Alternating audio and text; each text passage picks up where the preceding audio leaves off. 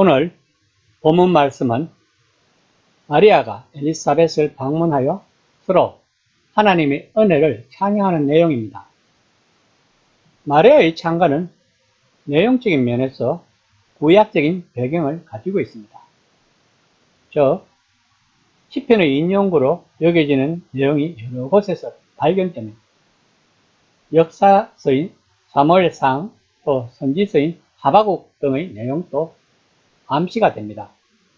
이는 마리아가 구약 성경에 대한 상당한 지식을 가졌음을 시사하고 있습니다.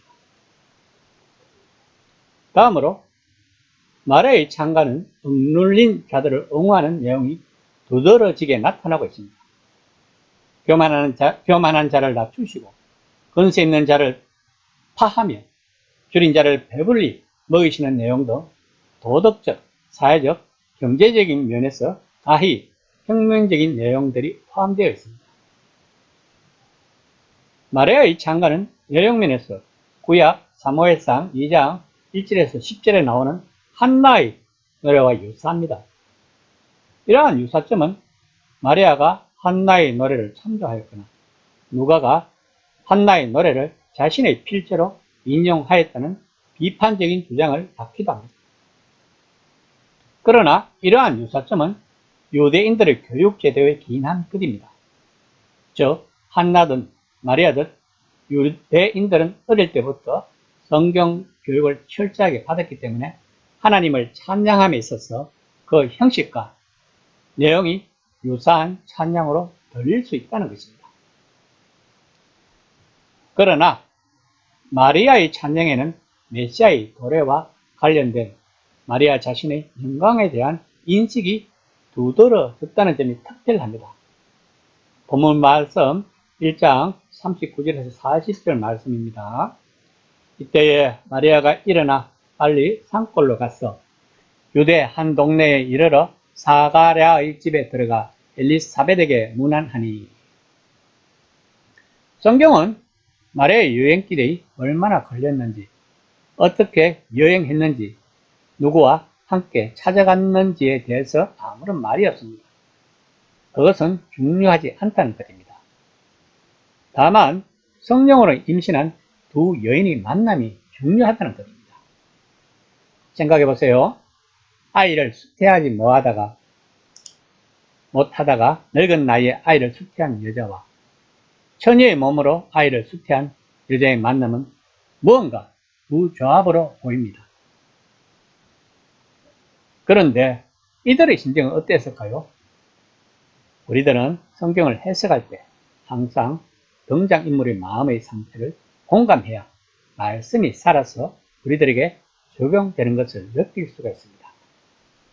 41절과 42절을 보겠습니다. 엘리사벳이 마리아가 문안함을 들으매 아이가 복중에서 뛰노는지라. 엘리사벳이 성령의 충만함을 받아 큰 소리로 불러 이르되 여자 중에 내가 복이 있으며 내 태중의 아이도 복이 있도다. 임신 6개월에 복중의 아이가 뛰노는 것은 흔히 있는 자연적인 현상입니다. 자연적인 것 같은 현상을 특수한 것으로 기록하고 있는 것은 이 순간의 태동이 다른 때와 달랐기 때문입니다. 오랜 산중 생활에서 외부인과의 접촉을 피하고 있던 중 마리아를 만난 데서 온 기쁨, 마리아를 만나자마자 복중의 아이가 뛰는 사실에 대한 감동, 그리고 성령의 계시 등에 의한 복합적 감정의 포시로서 엘리사벳은 탄성을 질렀을 것입니다. 마리아 또한 자기와 같이 성령으로 임신한 사실을 알았으니 얼마나 기뻤을까요? 44절을 보겠습니다. 보라, 내 문안하는 소리가 내 귀에 들릴 때 아이가 내 복중에서 기쁨으로 뛰놀았도다. 마리아 자신에게서 일어난 그 비밀한 일을 엘리사벳이 알고 반응하며 동시에 이를 통해 자신이 낳을 아이가 메시아라는 사실을 확인하고 또 엘리사벳이 복중의 아이도 기뻐하며 자신의 아이에게 경배하자 마리아는 크게 기뻐하지 않을 수 없었을 것입니다.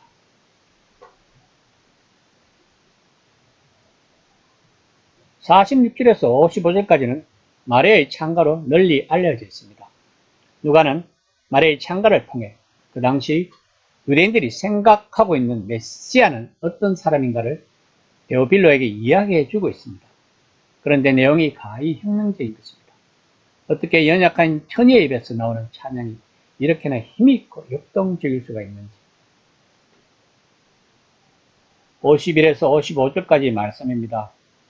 그의 팔로 힘을 보이사 마음의 생각이 교만한 자를 흩으셨고 권세 있는 자를 그 위에 내리치셨으며 비치는 자를 높이셨고 줄이는 자를 좋은 곳으로 배불리셨으며 부자는 빈손으로 보내셨도다. 그종 이스라엘을 도우사 긍휼히 여기시고 기억하시되 우리 조상에게 영원히 하시리로다 하리라.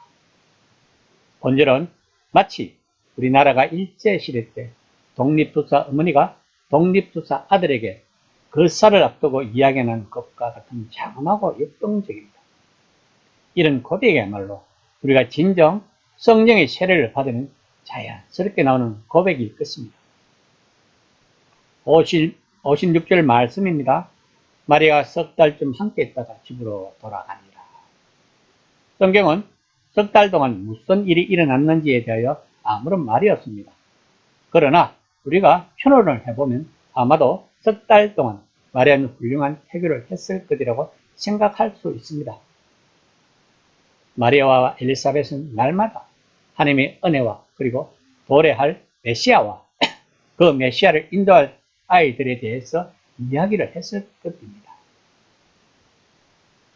누가복음은 공간복음에서도 성령에 대해서 가장 많이 이야기하고 있는 복음서입니다. 다시 말하면 성령 충만한 복음서일 것입니다. 물론 성령 세례는 하나님이 주시는 은혜입니다.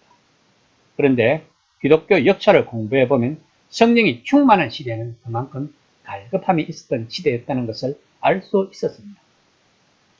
초대교회 또한 그 시대적으로 메시아에 대한 갈급함이 많이 있었습니다.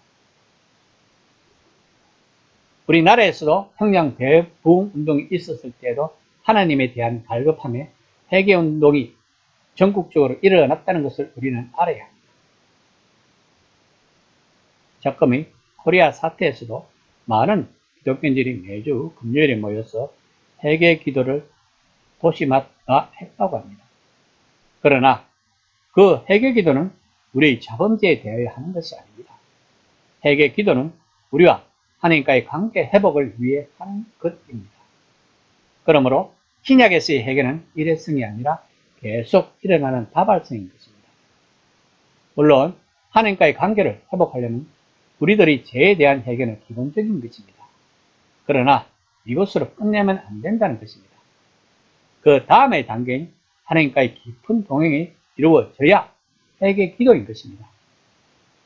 그럼 왜 우리는 하나님과의 관계를 회복해야만 할까요? 바로 마리아가 오늘 말씀처럼 하나님에 대하여 찬양을 하는 것처럼 우리 또한 가슴에서 우러나오는 하나님에 대하여 찬양을 할 수 있기 때문입니다. 이것이 복음인 것입니다. 이 시간에 깊게 생각을 해봅시다. 내가 하나님에게 찬양을 하면서 너무 기뻐서 울어본 적이 언제였는가? 그리고 지금은 하나님과 나의 관계가 어떠한가?